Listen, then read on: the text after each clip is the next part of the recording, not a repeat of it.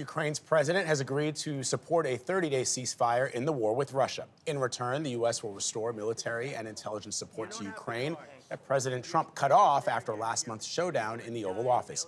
Russia, meanwhile, says it will, quote, carefully study this ceasefire offer. But carefully studying it did not stop the Russians from continuing to bombard Ukraine yesterday, including this overnight strike in the country's north. Holly Williams has more.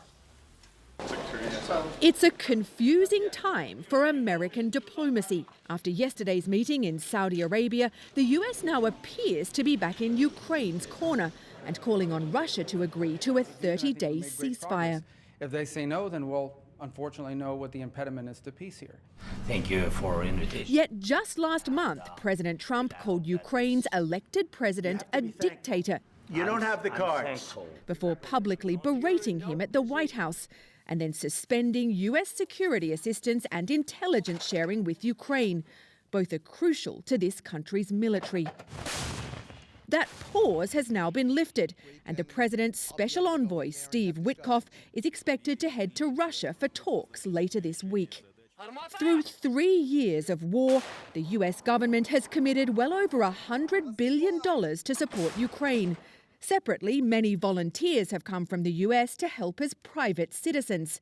All right, the line is hot. We've seen them training Ukrainian soldiers. Our bullet is going where we want it to go.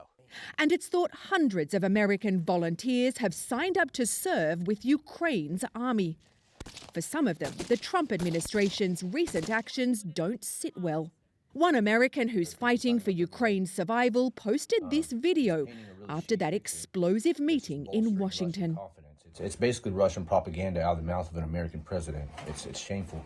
I voted for that man 2 times. Now, the question is whether Vladimir Putin will agree to a temporary ceasefire. His forces currently hold the momentum on the battlefield. But like Ukraine, Russia is thought to have suffered hundreds of thousands of military casualties. For CBS Mornings, I'm Holly Williams in Kyiv, Ukraine.